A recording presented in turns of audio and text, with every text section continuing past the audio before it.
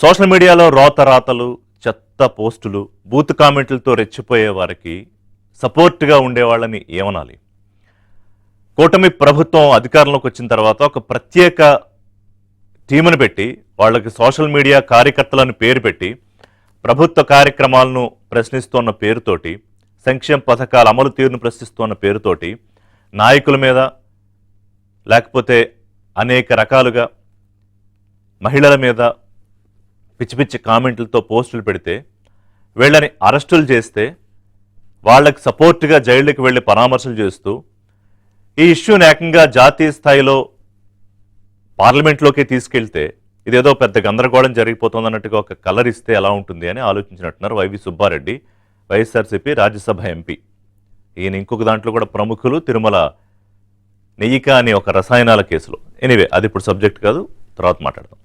So ఇప్పుడు ఈయన దాన్ని పార్లమెంట్లో ఎందుకు ప్రశ్నించారంటే, ఈ 2 ఏళ్లలో కూటమి ప్రభుత్వం వచ్చాక దాదాపు ఒక 6-7 నెలలు ఏం పట్టించుకోలే. మొట్టమొదటి పెద్ద అరెస్టు జరిగింది వైఎస్ భారతిరెడ్డి, జగన్మోహన్ రెడ్డి భార్య మీద ఒక తెలుగుదేశం సోషల్ మీడియా కార్యకర్త పెట్టిన పోస్టు అసభ్యకరంగా ఉంటే ఇమీడియట్గా 24 గంటలు అరెస్ట్ చేశారు. ఆ తర్వాతే వైఎస్ఆర్సీపీ సోషల్ మీడియా కార్యకర్తల పేరుతో ఉన్మాద గ్రూపులు పెట్టే పోస్టుల మీద ప్రభుత్వం చర్యలు చేపట్టింది. అసెంబ్లీలో సాక్షాత్తు హోంమంత్రి అనిత ఎవరెవరు ఏ పోస్టులు పెడుతున్నారు, ఏ ఫేక్ నేమ్స్తో పెడుతున్నారు, ఎవరెవరిని టార్గెట్ చేస్తున్నారు, ఇవన్నీ చాలా స్పష్టంగా చెప్పారు. అది పెద్ద లిస్టే ఉంది. అంటే చంద్రబాబు నాయుడు, లోకేష్, పవన్ కళ్యాణ్ వీళ్ళని ప్రధానమైన టార్గెట్గా, అలాగే కొంతమంది మహిళా ఎమ్మెల్యేలు, నేతల టార్గెట్గా నిత్యం పోస్టులు వస్తూ ఉంటాయి. దానికి ఒక కవరు ఏదో వేస్తారు, కార్యక్రమము ఇంకో పేరు.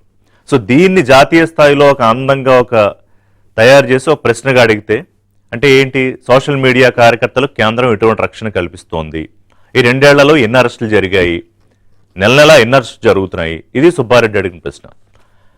సో కేంద్రం చెప్పిన సమాధానం ఏంటంటే, రాజ్యాంగంలోని సెక్షన్ 7 ప్రకారం, సెక్షన్ 7 అండ్ కాన్స్టిట్యూషనల్ ప్రకారం లా అండ్ ఆర్డర్, పోలీస్ ఇదంతా రాష్ట్రం పరిధిలోకి వస్తుంది సార్, మీరు ఏమన్నా జరిగితే అక్కడే చూసుకోండి, పైగా national bureau of crime records ఉంటాయి, దాంట్లో ఈ అరెస్టులు వివరాలు అన్నీ ఉంటాయి, అక్కడ చూసుకోండి అని చెప్పి కొంచెం ఆయనకి కాన్స్టిట్యూషనల్ పాఠాలు ఇవన్నీ చెప్పి పంపించింది. పాయింట్ ఏంటంటే, ఏం జరుగుతోందో, ఏం చేయిస్తున్నారో జగను నాయకులు నిత్యం వైసీపీ బ్యాచ్ అంతా ప్రభుత్వం మీద, ముఖ్యమంత్రి మీద, వీళ్ళందరి మీద పెట్టిస్తున్న పోస్టులు, ఎక్కడెక్కడో విదేశాల్లో ఉండి విషం కక్కే బ్యాచ్, ఇదంతా తెలీదా వాళ్ళకి?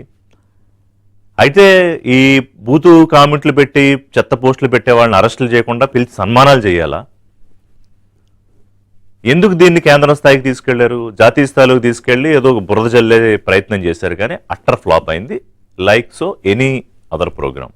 వైసీపీ 2 ఏళ్లలో తీసుకున్న ఏ కార్యక్రమం తీసుకున్న ఎలా ఫ్లాప్ అయిందో ఈ ప్రశ్న కూడా అలాగే ఫ్లాప్ అయింది. దాని గురించి మాట్లాడదాం. అలాగే అమరావతిపై అసలు జగన్మోహన్ రెడ్డి వైఖరి ఏంటి? ఈ సందర్భం ఇప్పుడు ఎందుకంటే, రాష్ట్ర అసెంబ్లీలో తీర్మానం చేశారు, ఆంధ్రప్రదేశ్ రాజధాని అమరావతి వద్ద అని, దాని పేరు కూడా అమరావతి అని పంపించారు. అసెంబ్లీకి రారు, డుమ్మా, మండల్లో పెట్టండి అని గొడవ పెడతారు, నాకు ప్రతిపక్ష హోదా కావాలన్నట్టు. అసలు మీ స్టాండ్ ఏంటి? 2015లో జగన్ ఏమన్నారు? ప్రతిపక్ష నేతగా ఉన్నప్పుడు 30,000 ఎకరాల భూమి రాజధానికి కావాలి, అద్భుతమైన రాజధాని కట్టాలంటే 50 రోజుల్లో 38,000 ఎకరాలు ప్రభుత్వం పూల్ చేయగలిగింది, అప్పుడున్న తెలుగుదేశం పార్టీ బీజేపీ ప్రభుత్వం. తర్వాత ఎన్నికల దగ్గరికి వచ్చేటప్పటికి సరే పనులు అనుకున్న స్థాయిలో పూర్తి కాలేదు. అప్పుడేమన్నారు జగన్మోహన్ రెడ్డి, లేదు చంద్రబాబు వల్ల కాలేదు, నన్ను గెలిపించండి, అసలు రాగానే రాజధాని అద్భుతంగా కడతాను అన్నారు. ఎన్నికలకు ముందే ఉన్న అనుమానాలు ఉంటే కూడా లేదు అమరావతి రాజధాని అని చెప్పించారు, ఆయన కూడా చెప్పారు. గెలిచాక ఏమైంది? 3 రాజధానుల పాటు మొదలుపెట్టారు.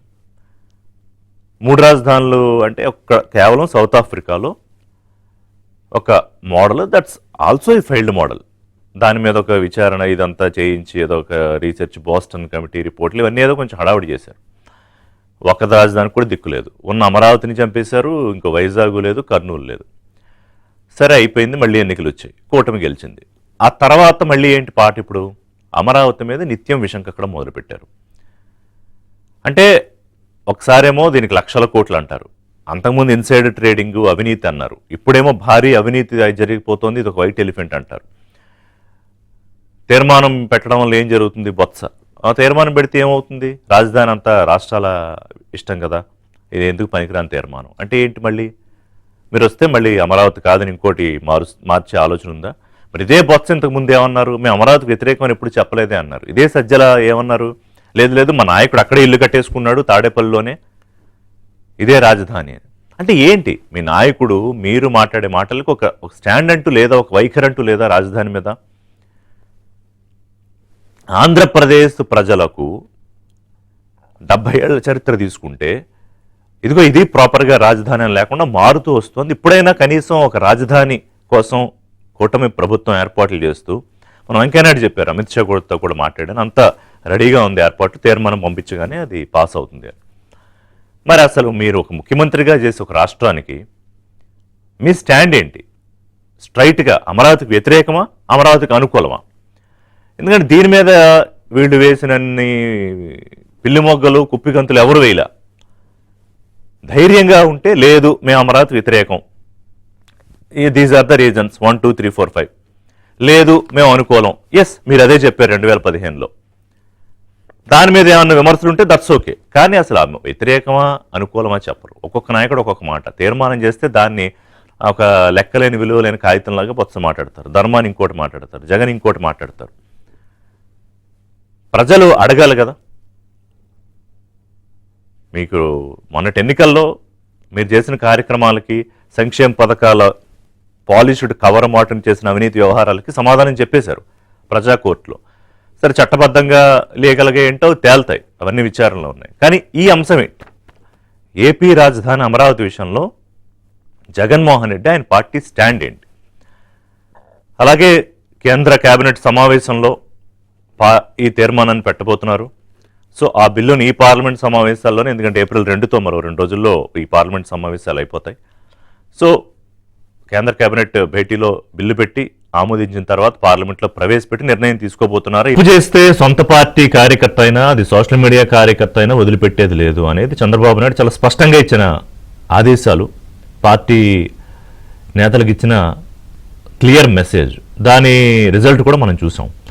మరి అలాంటిది మీరు సోషల్ మీడియా కార్యకర్తల పేరుతో ఉన్మాదుల్లా ప్రవర్తిస్తే అరెస్టులు చేయకుండా, డోపీ పట్టిన తర్వాత కూడా అరెస్టులు చేయకుండా చూస్తూ ఊరుకోవాలా ప్రభుత్వం? ఇదే కదా రాజ్యసభలో సుబ్బారెడ్డి చేసిన ప్రయత్నం, విఫల ప్రయత్నం. బండారు వంశీకృష్ణ గారు తెలుగుదేశం పార్టీ అధికార ప్రతినిధి జాయిన్ అవుతున్నారు. రాయపాటి అరుణ్ గారు జనసేన పార్టీ మహిళా నాయకురాలు, కాసేపట్లో ఉమేష్ చంద్ర హైకోర్టు న్యాయవాది జాయిన్ అవుతారు. గుడ్ మార్నింగ్ వంశీ గారు, అరుణ్ గారు. So good morning Srikar. Arun గారు, అంటే ఈ సోషల్ మీడియా కార్యకర్తలు అనేది పేరు చాలా చాలా చక్కగా ఉంటుంది. సోషల్ మీడియా కార్యకర్తలు అంటే ఇప్పుడు బయట పార్టీ కోసం కష్టపడి జెండాలు మోస్తూ లేకపోతే రకరకాల కార్యక్రమాలు తిరిగే కార్యకర్తలు. సో వీళ్ళేమో డిజిటల్ కార్యకర్తలు, మరీ ఈక్వల్గా కాకపోయినా ఎంతో కొంత పార్టీకి అంతే పనిచేసే.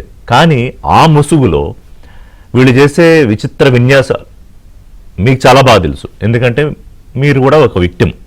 ఇవాళ రాజ్యసభలో సుబ్బారెడ్డి చేసిన ప్రయత్నం, దానికి కేంద్రం చెప్పిన సమాధానం ఎంత స్పష్టంగా ఉందంటే, లా అండ్ ఆర్డర్ రాష్ట్రంలో ఉంటుంది, అక్కడ చూసుకోండి, ఈ సెక్షన్ పలానా కింద నేషనల్ క్రైమ్ బ్యూరో రికార్డ్స్లో ఉంటుందని. ఏంటి అసలు, అంటే ఈయన ఏం ప్రయత్నం చేయాలనుకున్నారు జాతీయ స్థాయిలో అరుణ్ గారు? సార్, మీకు ప్యానెల్లో ఉన్న పెద్దలకి, ఏబిఎన్ వీక్షకులకు నమస్కారం సార్. వైసీపీ అధికారంలో ఉన్నటువంటి 5 ఏళ్లు గ్రామాల్లో పరిస్థితి, అక్కడ ఉన్నటువంటి వైసీపీ నాయకులు పాలించినప్పటికీ రాష్ట్ర వ్యాప్తంగా ఉన్నటువంటి రాజకీయాలన్నీ కూడా సోషల్ మీడియాలో ఉన్నటువంటి కార్యకర్తలే ఒక ఉన్మాదమైనటువంటి ఒక క్రైటీరియన్ డిజైన్ చేసుకొని దాని ప్రకారమే పాలించినటువంటి పరిస్థితిని గత 5 ఏళ్ల పాటు, అంటే లాస్ట్ వైసీపీ అధికారంలో ఉన్నటువంటి 5 ఏళ్ల పాటు మేము చూసాం సార్. ఎందుకంటే మేము ప్రత్యక్ష బాధితులని. ఎవరైనా ఒక తప్పు చేస్తే క్వశ్చన్ చేయొచ్చు, దాన్ని ఎవరం కాదని. అది ఏ పార్టీ అయినా సరే, ఏ సోషల్ మీడియా అయినా, ఏ కార్యకర్త అయినా సరే క్వశ్చన్ చేయాలి. ఆ రైట్ మనకు రాజ్యాంగం ఇచ్చింది. దాన్ని మనం కూడా ఈ రోజు ఫాలో అవుతాం 100%. ఆ ఇదే గతంలో ఫాలో అయ్యాం, ఇప్పుడు కూడా మనం ఫాలో అవుతున్నాం. తప్పు ఉంటే తప్పును తప్పుగా ప్రశ్నించవచ్చు, కానీ ఇక్కడ అసలు ఏమీ లేని విషయాలను కూడా క్రియేట్ చేసి క్వశ్చన్ చేసే టైంలో కూడా పదజాలాన్ని, అనవసరమైనటువంటి ఒక సినారియోని క్రియేట్ చేసుకుని ఒక స్టోరీ వాళ్ళు నెరేట్ చేసి దాన్ని విపరీతంగా వాళ్ళకు ఉన్నటువంటి సోషల్ మీడియా అకౌంట్ ద్వారా యూట్యూబ్ ఛానల్ ద్వారా ప్రచారం చేయించి వ్యక్తిగత హనకు విపరీతంగా పాల్పడ్డారు. నాయకుల యొక్క మానసిక నాయకుల్ని, ఆ పక్షి పార్టీ యొక్క నాయకుల్ని, వాళ్ళ కుటుంబ సభ్యుడిని విపరీతమైన మానసిక వేదనకు గురి చేశారు. వాళ్ళ మీద అనవసరమైన బురద చల్లారని చెప్పడానికి కొల్లల ఉదాహరణలు. దానిలో మీరు పేర్లు చెప్పాల్సి వస్తే అట్లా వైసీపీ చేయించి ఒక్క నిమిషం మీరు మొదలు పెట్టినప్పుడు వాయిస్ బానే ఉంది, కొద్దిగా చిన్న డిస్టర్బెన్స్ వస్తుంది. ఒక్కసారి మన వాళ్ళు టెక్నికల్ వాళ్ళు చెక్ చేస్తారు, మరి మళ్ళీ కంటిన్యూ చేద్దాం. కానీ ఈ లోపు ఒకసారి వంశీ గారితో మాట్లాడతా. PCR please shake her voice. Vamsi garu same question. Good morning Rishi garu. Good morning. ఏంటి అంటే వీళ్ళ ప్రయత్నం ఏంటి ఇప్పుడు పార్లమెంట్ లో అవడం ద్వారా ఏం సాధిద్దాం అనుకున్నారు సుబ్బారెడ్డి? సార్, మీకు ఏబిఎన్ వీక్షకులు ప్యానెల్లో ఉన్నటువంటి అరుణ గారికి, జాయిన్ అవబోతున్నటువంటి ఉమేష్ చంద్ర గారికి గుడ్ మార్నింగ్. సార్, ఇప్పుడు సోషల్ మీడియా గురించి టాపిక్, ఆ టాపిక్ లో మన ప్యానెల్లోనే అతిపెద్ద బాధితురాలు రాయపాటి అరుణ గారు. వైఎస్ఆర్సీ ప్రభుత్వం ఉన్నప్పుడు అతిపెద్ద బాధితురాలు రాయపాటి అరుణ గారు, ఎంతో కొంత బాధితుడిని నేను. మీరు డిజిటల్ గాను ఫిజికల్ గాను రెండు బాధితులు.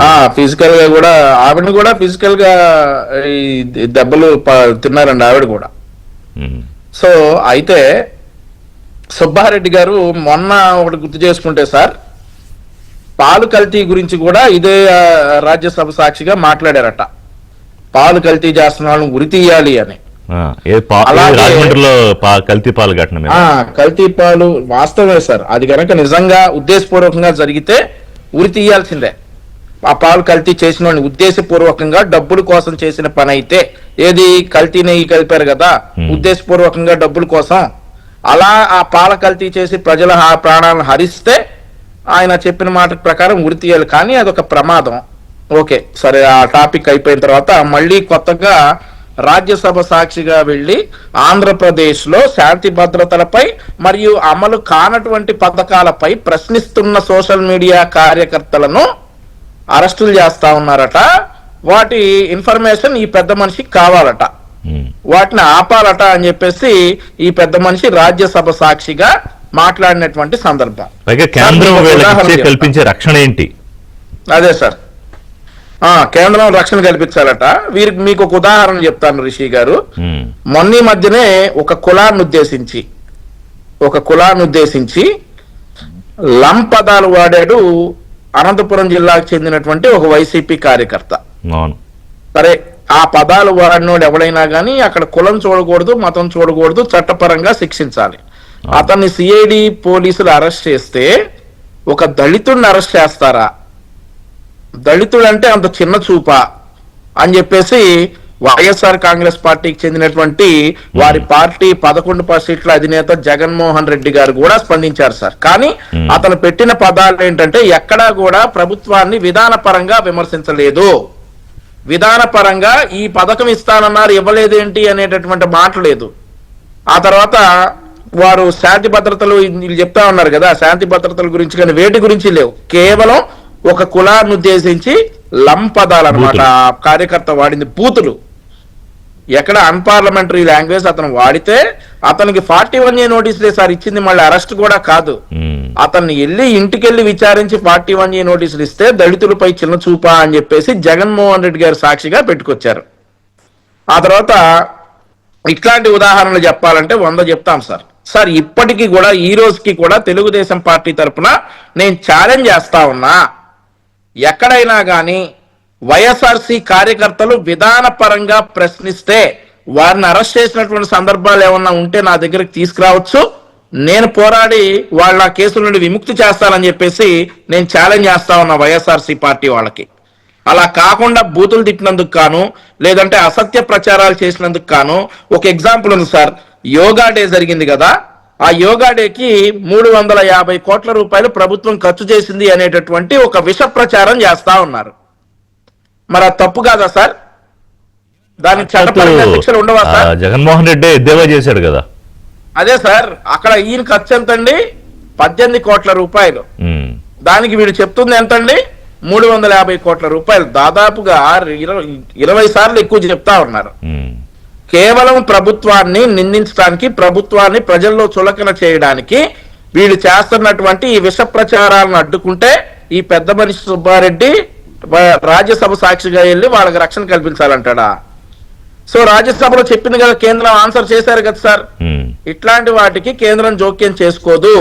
మీ దగ్గర ఎన్సీఆర్బి అనేటటువంటి ఒక బుక్ రిలీజ్ చేస్తారు. ఆ బుక్ లో ఏంటనేది నేషనల్ క్రైమ్ బ్యూరో రికార్డ్స్ లో ఉన్నటువంటి ఆ బుక్ లో మీరు ఎన్ని అరెస్టులు జరిగాయి, ఏ కారణంతో అరెస్టులు జరిగాయి అనేది చూసుకోవచ్చు అని చెప్పి కేంద్రం చెప్పుతో కొట్టినట్లుగా సమాధానం చెప్పింది ఈ వైవి సుబ్బారెడ్డి గారికి. రైట్. సో మళ్ళీ చెప్తా ఉన్నాం, విధాన పరంగా మీరు ప్రభుత్వాన్ని ప్రశ్నిస్తే మేము సమాధానం డెఫినెట్ గా చెప్తాం. విధాన పరంగా ప్రశ్నిస్తే సమాధానం డెఫినెట్లీ చెప్తాం. అంతేకాకుండా మీ ఇష్టానికి వచ్చినట్లు అసలు నాకు ఇప్పటికీ డౌట్ ఏంటంటే, బిఫోర్ ఉమేష్ చంద్ర గారు జాయిన్ అయ్యారు, అడ్వకేట్, హైకోర్టు అడ్వకేట్. నమస్కారం ఉమేష్ చంద్ర గారు. మీరు మాట్లాడే ముందు వంశీ గారు, ఇప్పటికీ నాకు డౌట్ ఏంటంటే, అంటే నేను టు బి వెరీ ఫ్రాంక్, నాకు ఈ కామెంట్లు చూస్తే అలవాటు లేదు. ఎందుకంటే అదొక మానసికమైన, చాలా అదృష్టవంతులు సార్ అయితే. అదొక ఉన్మాదమైన రకంగా తయారైపోయారు. ఇప్పుడు ఒక మీరన్నట్టు ఒక కన్స్ట్రక్టివ్ క్రిటిసిజం చేస్తే ఎవరైనా వెల్కమ్ చేయొచ్చు. ఇప్పుడు నా ప్రశ్న ఏంటంటే, మీకు తప్పదు, ఎందుకంటే you are into that wing. నాకు ఇప్పటికీ డౌట్ ఏంటంటే, అసలు నిజంగా ఈ పిచ్చి పిచ్చి పోస్టులు పెట్టి బూతురాతలు రాసే వాళ్ళు అందరినీ అరెస్ట్ చేశారా? No, I'm sure. ఎందుకంటే వాళ్ళు ఎంత పెద్ద టీముని పెట్టారండి, ఎంత పెద్ద వింగ్ పని చేస్తోంది ఇవి చేయడానికి రోజు. అదే సార్, ఉన్నటువంటి పాపిష్టి సొమ్ము మొత్తం దీనికే వాడుతున్నట్టున్నారు. మరి నాట్ ఓన్లీ రకరకాల ప్లేసుల్లో, దుబాయ్లో, ఇంకో చోట, ఇంకో దేశంలో, లండన్ లో హోంమంత్రి చెప్పారు ఫేక్ అకౌంట్ సార్ అన్ని కూడా. ఒకటికి కూడా తలా తోక ఉండదు, వాడి పేరు ఉండదు, వాళ్ళ పేరెంట్స్ పేరు ఉండదు, ఏది ఉండదు. ఆ అకౌంట్లు వేటికి కూడా పేర్లు ఉండవు. అదే కదా, కేవలం నెల రోజుల ఫేక్ ఐడీస్. ఉమేష్ చంద్ర గారు, సో లా ఏం చెప్తోంది? ఇప్పుడు సుబ్బారెడ్డి గారు దీన్ని రాజ్యసభలో తీసుకొచ్చి ఏదో జరిగిపోతోంది, ఆంధ్రప్రదేశ్ లో లా అండ్ ఆర్డర్ ఏదో గందరగోళం అయిపోతోందేమో, సోషల్ మీడియా కార్యకర్తలను కూటమి ప్రభుత్వం అరెస్టులు చేసేస్తోంది, ఆ నెంబర్ పార్లమెంట్ సాక్షిగా చెప్పించాలి కేంద్రంలో అనుకున్నారు, కానీ పాపం ఫ్లాప్ అయింది, ప్లాన్ ఫెయిల్ అయింది. So how do you look at it? ముందుగా మీకు అలాగే ప్యానల్ లో ఉన్న మిత్రులందరికీ నమస్కారం అండి. నమస్కారం. ఋషి గారు, బేసిక్ గా సోషల్ మీడియా కేసులు అంటే సపరేట్ గా సోషల్ మీడియాకి సంబంధించిన కేసులు అంటూ ఏమి ఉండవండి. మామూలుగా ఏం చేస్తారంటే, దీనిలో బిఎన్ఎస్ కి సంబంధించిన ఇంతకు ముందు ఏంటంటే ఐటీ యాక్ట్ చట్టం ఏదైతే ఉందో, ఇన్ఫర్మేషన్ టెక్నాలజీ యాక్ట్ చట్టం ఏదైతే ఉందో దాన్ని సవరణ చేయాలి, కొంచెం కఠినంగా శిక్షలు తీసుకొచ్చే అది ఉండాలని చెప్పేసి చాలా డిబేట్, చాలా డిస్కోర్స్ చాలా జరిగినప్పటికీ తర్వాత ఏం చేశారంటే, ఇంతకుముందు ఐపీసీలో కొన్ని సెక్షన్స్ లేనప్పటికీ బిఎన్ఎస్ లో కొన్ని కొత్త సెక్షన్స్ తీసుకొచ్చారు. దానిలో సెక్షన్ 111 అనేది చాలా రిలవెంట్ సెక్షన్ అండి. సెక్షన్ 111 అనేది ఇప్పుడు ఈ మధ్యకాలంలో లైక్ ఏపీ రాష్ట్ర ప్రభుత్వం కూడా చాలా మంది మీద సెక్షన్ 111 అనేది పెట్టడం జరుగుతుంది అనమాట. సో సెక్షన్ 111 అనేది ఏంటంటే, it refers to organised crime. దీనిలో ఏం చెప్పారంటే, సోషల్ మీడియాని కనుక ఉపయోగిస్తూ, అంటే సోషల్ మీడియా అనే ఎన్విరాన్మెంట్ ఉపయోగిస్తూ ఇట్లా ఏదైనా కాన్స్టెంట్ గా కనుక ఒక క్రైమ్ ని చేస్తూ ఉంటే దాన్ని 111 కిందకి తీసుకురావచ్చని చెప్పడం జరిగింది. సో దీనివల్ల అడ్వాంటేజ్ ఏంటంటే, ఎవరైతే సోషల్ మీడియాలో క్యారెక్టర్ అసాసినేషన్ చేస్తారో, లేదా ఉద్దేశపూర్వకంగా కావాలని ఇద్దరు వర్గాల మీద రెచ్చగొట్టే ప్రయత్నం చేస్తారో, లేదా ప్రభుత్వానికి ఏదన్నా దురుద్దేశాలు ఆపాదించే ప్రయత్నం చేస్తారో, అలాంటి వారి మీద to the extent of imprisonment for like life తీసుకునే అవకాశం కూడా ఇందులో ఉన్నదండి. సో ఏంటంటే పుచ్చుది ఏంటంటే, ఆల్రెడీ సోషల్ మీడియాకి సంబంధించి ఏ విధంగా చర్యలు తీసుకోవాలి, ఎందుకంటే మన ఐపీసీ వచ్చిన నాటి పరిస్థితికి బిఎన్ఎస్ వచ్చిన నాటి పరిస్థితికి సోషల్ మీడియా ఒకటి ర్యాంపెంట్ గా డెవలప్ అవడం జరిగింది. సో ఇంత ర్యాంపెంట్ గా డెవలప్ అయిన తర్వాత మరి ఈ ఇష్యూస్ ని ఎలా ట్యాకిల్ చేయాలని ఆలోచించిన ప్రభుత్వాలు, ఎస్పెషల్లీ పార్లమెంట్, ఈ చట్టాన్ని తీసుకురావడం జరిగింది. ఈ చట్టం ప్రకారంగా ఎవరైనా సోషల్ మీడియాలో కనుక ఇష్టానుసారంగా ఎట్లా పడితే అలాగా ఇది పడితే అలాగా మాట్లాడితే మాత్రం వాళ్ళని ఈ సెక్షన్ కింద తీసుకురావచ్చు అనేది పార్లమెంట్ కూడా లా మేక్ చేయడం జరిగింది. ఇప్పుడు ఇదిలా ఉంటే, ఇప్పుడు వైవి సుబ్బారెడ్డి గారు అడిగిన క్వశ్చన్ కి వచ్చేసరికి, సరే being a member of the parliament, Subba Reddy గారే కానీ ఎవరైనా క్వశ్చన్ అడగచ్చు, దానికి సంబంధించిన ఆన్సర్ రాబట్టచ్చు. అయితే చోద్యం ఏంటంటే, అంటే చాలా ఆశ్చర్యం కలిగించే విషయం ఏంటంటే, లా అండ్ ఆర్డర్ అనేది స్టేట్ సబ్జెక్ట్. సో అది మనకి 3 సబ్జెక్ట్స్ ఉంటాయి పార్లమెంట్, మన దీనిలో కాన్స్టిట్యూషన్ లో షెడ్యూల్ 7 కింద. ఒకటి యూనియన్ లిస్ట్ అంటాము, 2 స్టేట్ లిస్ట్ అంటాము, 3 కంకరెంట్ లిస్ట్ అంటాం. సో యూనియన్ లిస్ట్ అనేది exclusive right of the parliament అనమాట. అంటే పార్లమెంట్ మాత్రమే వాటి మీద చట్టాలు చేయగలిగే అవకాశం ఉంటుంది యూనియన్ లిస్ట్ లో ఉన్న వాటి మీద. స్టేట్ లిస్ట్ వాటి మీద exclusive right of the state అనమాట. స్టేట్ మాత్రమే చట్టాలు చేయగలుగుతుంది, స్టేట్ మాత్రమే చేసిన చట్టాలని అమలు పరచగలుగుతుంది వాటిలో. సో అలాగే కంకరెంట్ లిస్ట్ అని ఉంటుంది, దానిలో పార్లమెంట్ చేయొచ్చు, స్టేట్ లెజిస్లేచర్ చేయొచ్చు. కానీ పార్లమెంట్ కనుక చట్టం చేస్తే స్టేట్ లెజిస్లేచర్ చేసిన చట్టం ఓవర్ రైడ్ కాబడుతుంది. సో ఇది basic understanding of the constitution.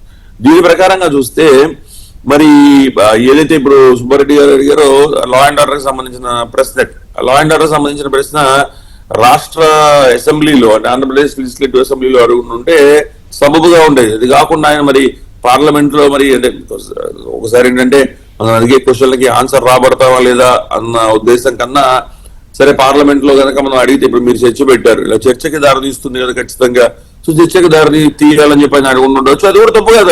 తప్పు కాదు, కానీ కాదు ఒక ఉమేష్ గారు మీరు చెప్పినట్టు ఒక పాజిటివ్ ఆస్పెక్ట్ ఉద్దేశంతో మాట్లాడితే సరే, అది ఆయనకి పార్లమెంట్ సభ్యుడిగా అది అక్కడ మాట్లాడాల్సిన సబ్జెక్ట్ కాదని తెలియాలి, సరే ఓకే అడిగారు. కానీ ఇక్కడ ఏంటంటే ఆయన అడిగిన ప్రశ్నలోనే దురుద్దేశం కనిపిస్తోంది. ఈ 2 ఏళ్లుగా ఎన్ని అరెస్టులు జరిగాయి, ప్రతి నెల ఎన్ని అరెస్టులు జరుగుతున్నాయి, కేంద్రం దీనికి కల్పించే రక్షణ ఏంటి అంటే మేము ఇష్టం వచ్చినట్టు రాతలు రాసి పోస్టులు పెడతాము, అక్కడ అరెస్టులు చేయకుండా మీరు ప్రొటెక్ట్ చేయండి అని అడిగినట్టే ఉంది అది.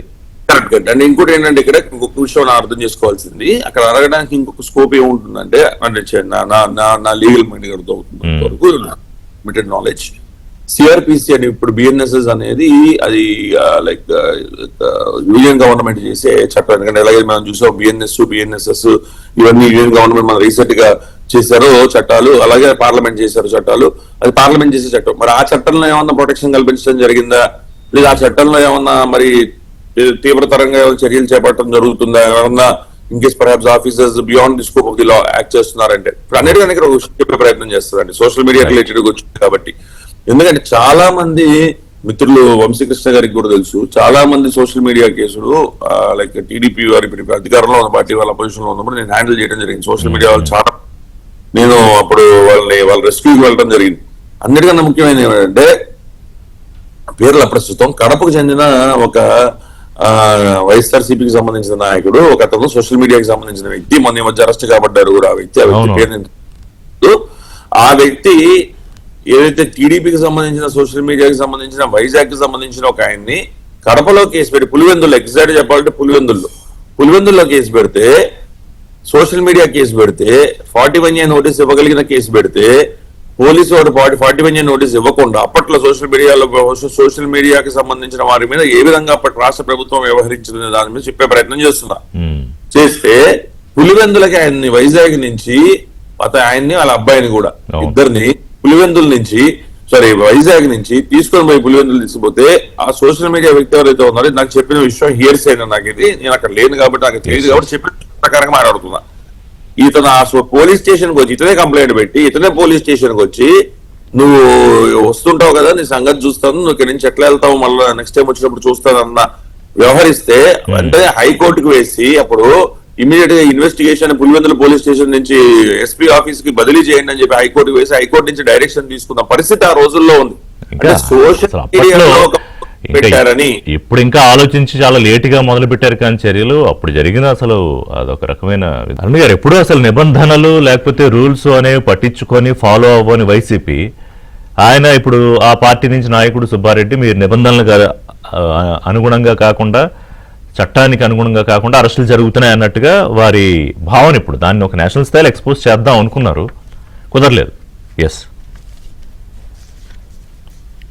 సార్, ఇప్పుడు లాస్ట్ 5 years జనసేన నుంచి టీడీపీ నుంచి వందలాది కార్యకర్తల మీద నాయకుల మీద వైసీ కేసు పెట్టింది. కారణం ఓన్లీ సోషల్ మీడియాలో మేము క్వశ్చన్ చేసాం, వీళ్ళ లాంగ్వేజ్ కానివ్వండి, మార్టిన్లు కానివ్వండి, జగన్మోహన్ రెడ్డి గారినో లేదంటే వాళ్ళ నాయకుల కుటుంబ సభ్యులను, జగన్మోహన్ రెడ్డి కుటుంబ సభ్యులు ఎక్కడ మేము మార్టిన్లు వేయలేదు, వాళ్ళ కుటుంబ సభ్యులు అస్సలు వెళ్ళలేదు, వాళ్ళ కుటుంబంలో ఎవరిని కూడా మేము రాజకీయాలకు తీసుకొచ్చి చూపిస్తారని మారాల. అయినప్పటికీ మా అందరి మీద కేసులు ఉన్నాయి, వంశీ గారి మీద కానివ్వండి, నా మీద కానివ్వండి, నంబర్ ఆఫ్ కేసెస్ ఉన్నాయి. అలాగే నంబర్ ఆఫ్ దాడులు జరిగాయి మా మీద.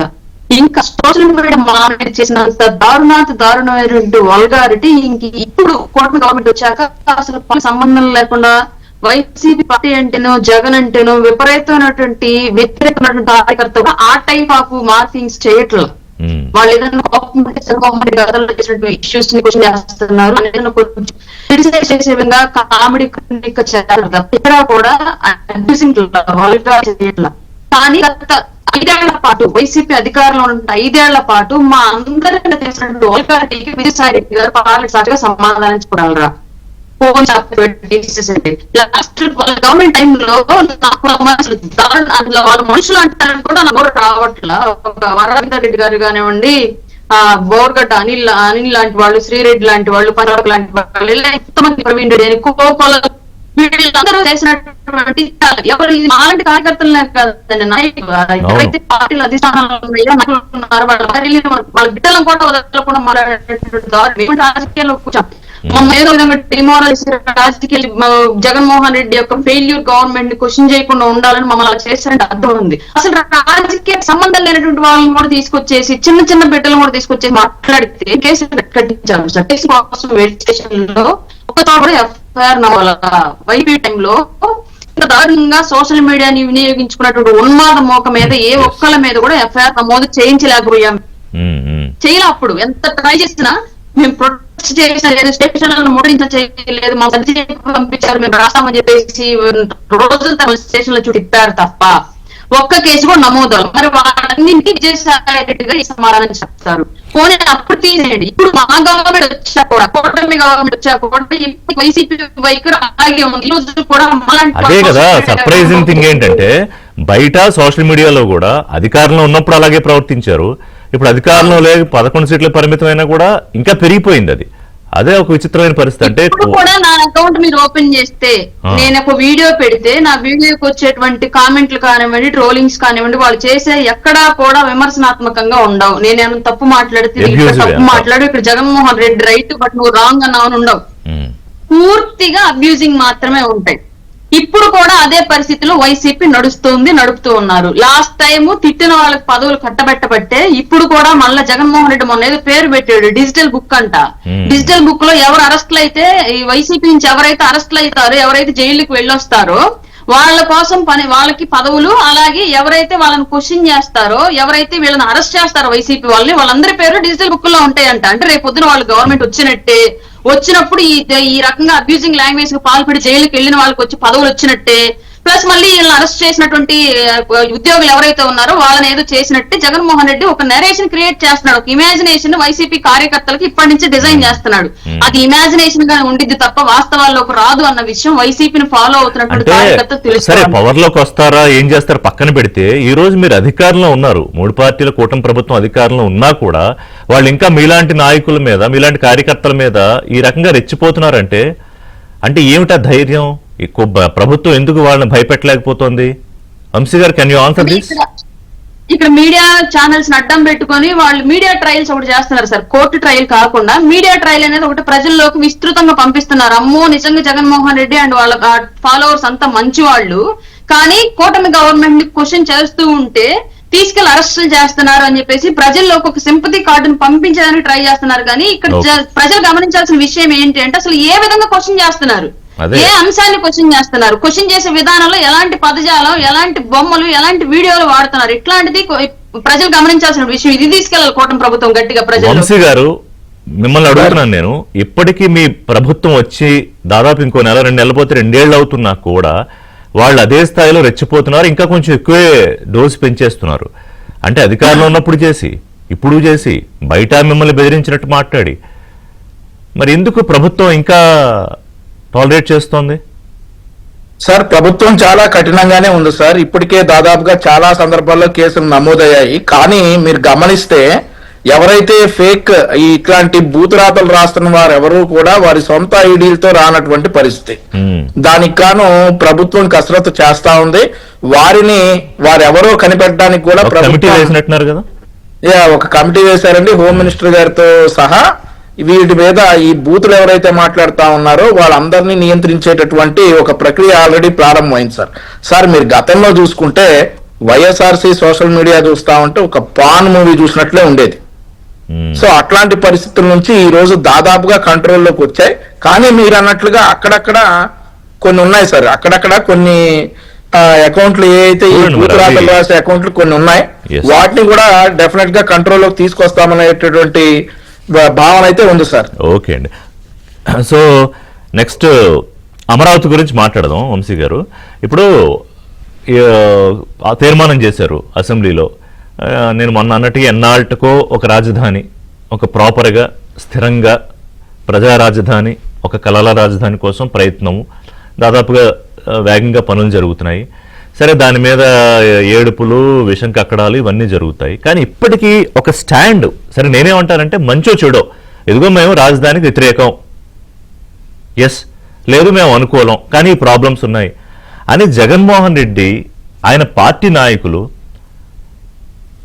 చెప్పలేకపోతున్నారు. పైగా బొత్స ఏమంటారు, ఈ తీర్మానాన్ని పంపిస్తే ఏముందిలే తీర్మానం చేస్తే ఏమవుతుంది, చట్టబద్ధ తీర్మానం దేనికి పనికిరాదు అంటే ఆయన ఎలా చెప్పాడంటే అదొక చిత్తుగాయిత అన్నట్టే మాట్లాడాడు ఆయన. అంటే ఏంటి, రేపు వాళ్ళు వస్తే పొరపాటున 5 ఏళ్ళు 10 ఏళ్ళు 15 ఏళ్ళు ఎప్పుడో ఒకవేళ వస్తే మళ్ళీ మార్చేస్తారా? ఎందుకంటే రాష్ట్రాల హక్కు అని చెప్తున్నాడు ఆయన. సార్ ఇక అది ఎవరి తరం కాని పని సార్. అమరావతి నుండి రాజధాని తరలించడం అనేది ఎవరి తరం కాని పని. జగన్మోహన్ రెడ్డి అధికారంలో ఉండగానే చేయలేకపోయాడు, ఇప్పుడు అధికారంలో లేడు, రాడు, ఇక ఎప్పటికీ చేయలేడు. కాకపోతే బొత్స సత్యనారాయణ గారు కావచ్చు, సజ్జల రామకృష్ణారెడ్డి గారు కావచ్చు, ధర్మాన ప్రసాదరావు గారు కావచ్చు, ఈ మధ్య మళ్ళీ స్టాండ్ మార్చారు. బొత్స సత్యనారాయణ గారు ఏమన్నారు సార్, అంతకుముందు రాజధాని అమరావతి అంటే అదొక శ్మశానం అని అన్నారు.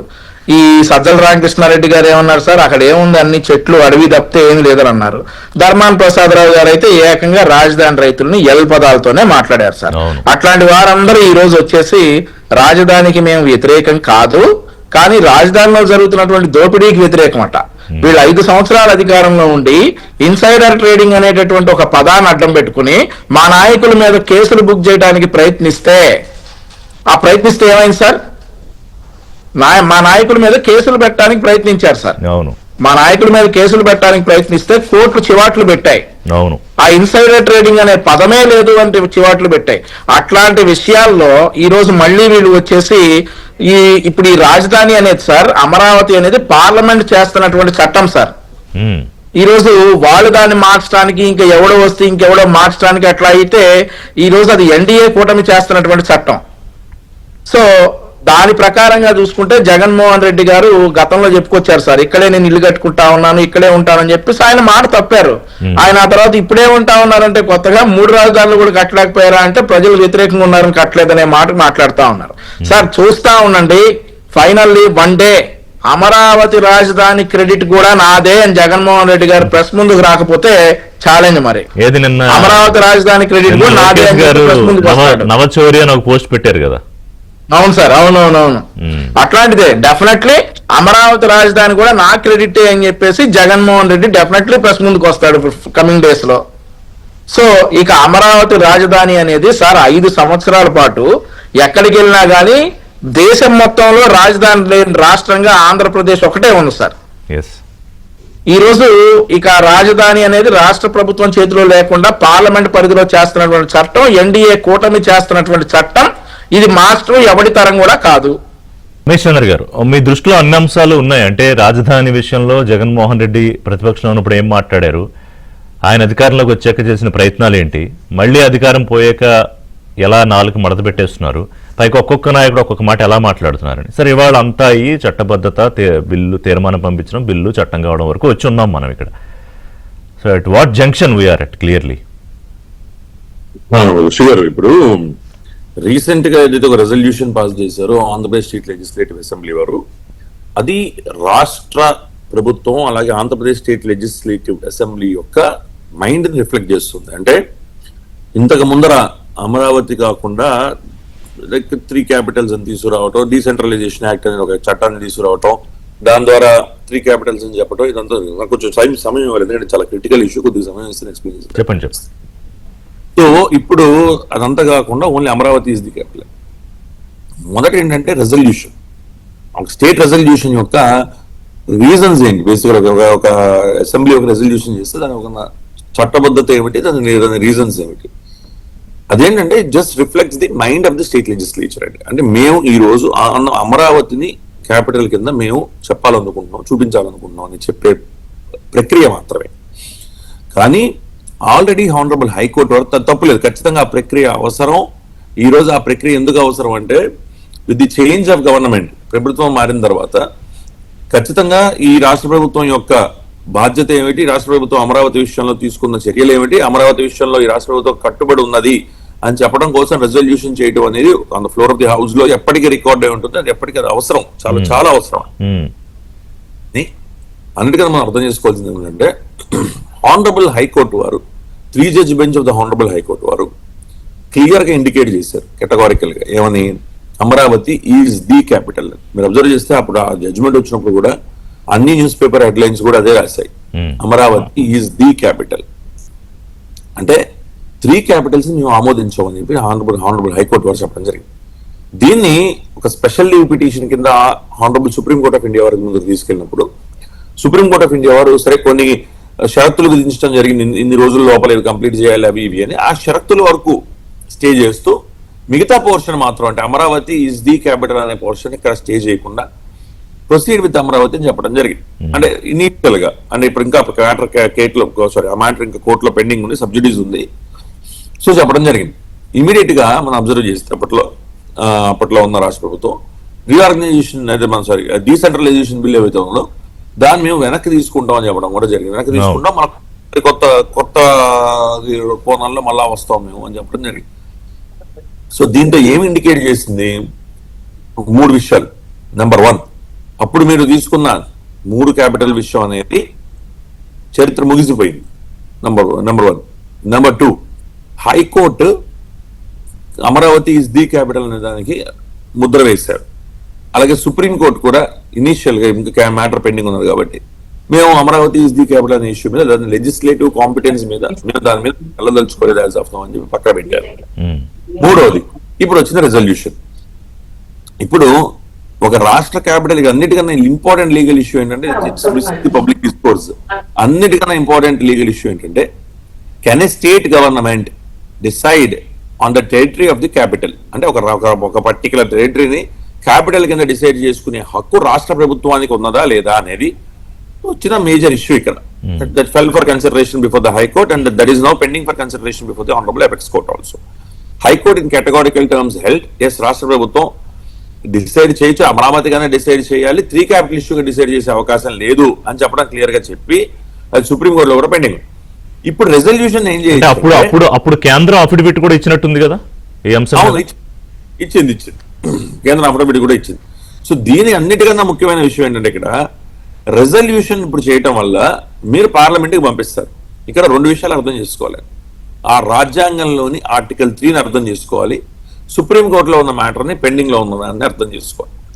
ఇప్పుడు ఈ మన రాష్ట్రంలో ఏంటంటే ఒక పెక్యులియర్ సర్కమ్స్టాన్స్ వచ్చింది. అంటే రాష్ట్రం విడిపోయిన రాష్ట్రానికి రాజధాని వెళ్ళిపోవటం, హైదరాబాద్ రాజధాని వెళ్ళిపోవటం, వేరే రాష్ట్రానికి రాజధాని లేకపోవటం, ఇది that's was the peculiar case. అందుకని section 5 of the reorganisation act కింద 10 సంవత్సరాల పాటు 10 సంవత్సరాలు మించకుండా Hyderabad is the common capital అని చెప్పడం జరిగింది. దానికన్నా ముందరే మన 5 సంవత్సరాలకే 3-4 సంవత్సరాలకి ఇటువైపు అమరావతిని పెట్టుకోవడం జరిగింది. This is what is the fact. ఇప్పుడు ఈ రెజల్యూషన్ ఒక ఇంపాక్ట్ ఏంటి, ఈ రిజల్యూషన్ ని మీరు పార్లమెంట్ కి పంపించి పార్లమెంట్ లో ఉన్న ఆర్టికల్ 3లో అమెండ్మెంట్ చేసి క్యాపిటల్ సెక్షన్ 5 కి అమెండ్మెంట్ చేసి అలాగే క్యాపిటల్ ఆర్టికల్ 3 కి ఒక చర్య. రెండవ చర్య ఏంటంటే ఆల్రెడీ హైకోర్టు అప్హెల్డ్ చేసింది కాబట్టి, ఎందుకంటే హైకోర్టు కానీ హానరబుల్ సుప్రీం కోర్టు కానీ they are constitutional courts. Especially supreme court ఒక్కసారి ఏదన్నా చెప్పిన తర్వాత అది చట్టమే తీరుతుంది ఖచ్చితంగా.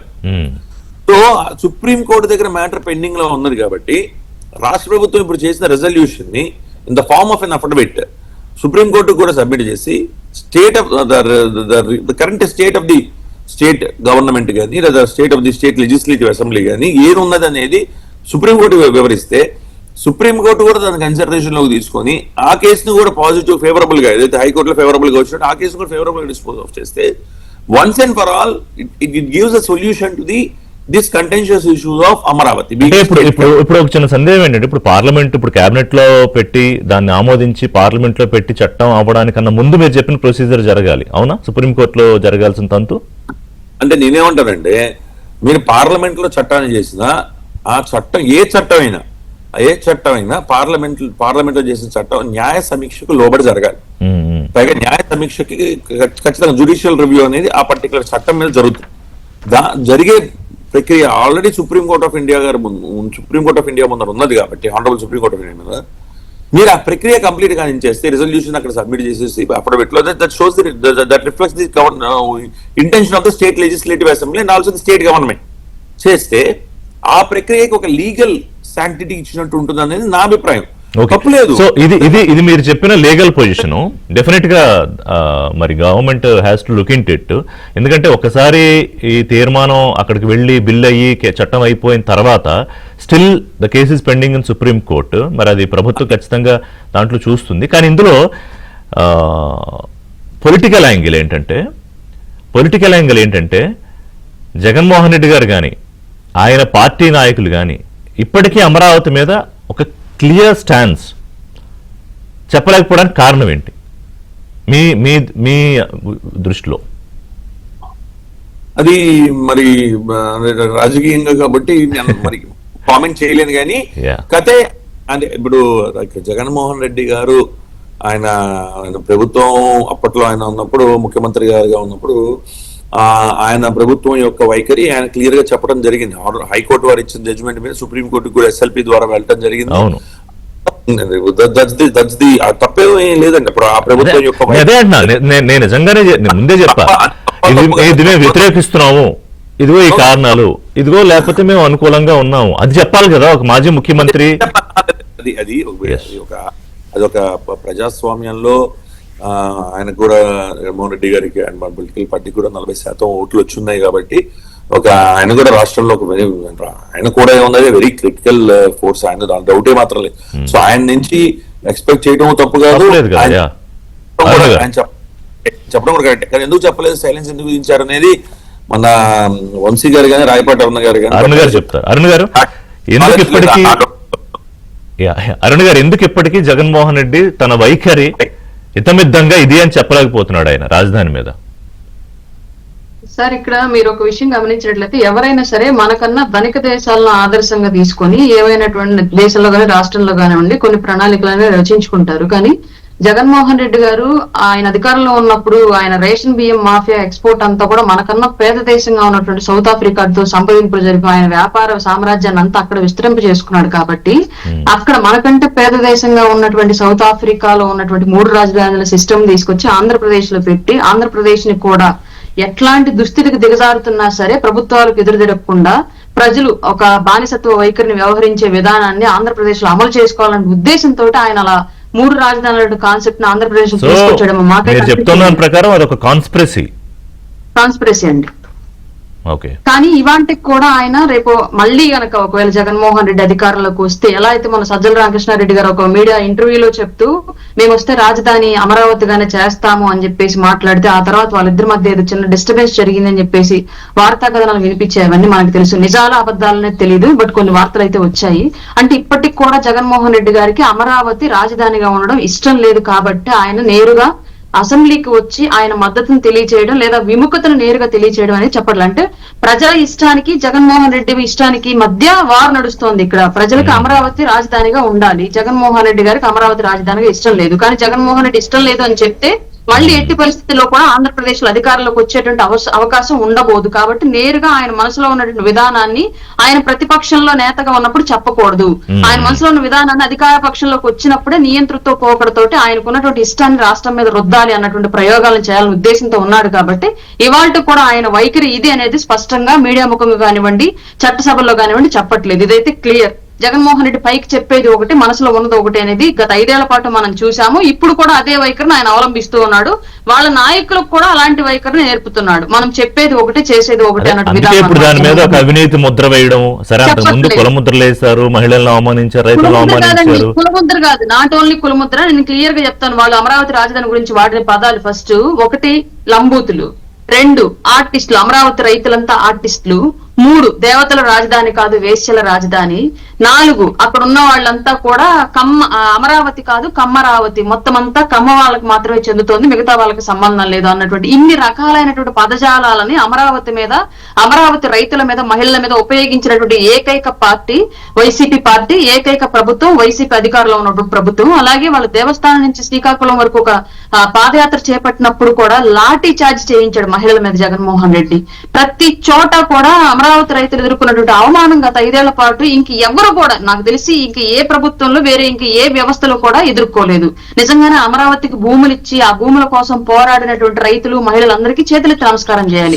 5 ఏళ్ల పాటు సో డే 1 నుంచి ఆవేళ అసెంబ్లీలో ఏం చెప్పినా డే 1 నుంచి ఈనాటి దాకా జగన్మోహన్ రెడ్డి అమరావతికి వ్యతిరేకము అంతేనా? అవునండి, 100% వ్యతిరేకమని మనం చెప్పడం కాదు, ఆయనే చెప్పాడు అది అమరావతి కట్టుబడి ఉన్నాను అని. కంక్లూడ్ చేయండి వంశీ గారు 1 మినిట్ లో. సార్ ఇప్పుడు జగన్మోహన్ రెడ్డి గారు వ్యతిరేకమా ఇదా అనేది ఆయన ఇప్పుడు పార్లమెంట్ లో ఆ బిల్లు వస్తా ఉంది సార్.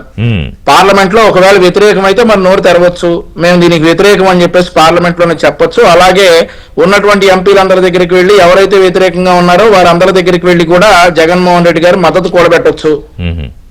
దీనికి ఎవరు అడ్డం లేరు. సో జగన్మోహన్ రెడ్డి గారు స్టాండ్ ఏంటో పార్లమెంట్ లో తెలిసిపోతుంది సార్. చూద్దాం అప్పుడైనా చెప్తారా, లేకపోతే అప్పుడు కూడా వాళ్ళకి ఏవో ఉంటాయి కదా వ్యూహాలు. అదే సార్, ఆ వ్యూహాలు అవన్నీ కూడా ఇక జనాలు నమ్మే పరిస్థితులు అన్నది ఏంటంటే ఆ సందర్భంగా బయటపడతాయి. అవును సార్, చూద్దాం.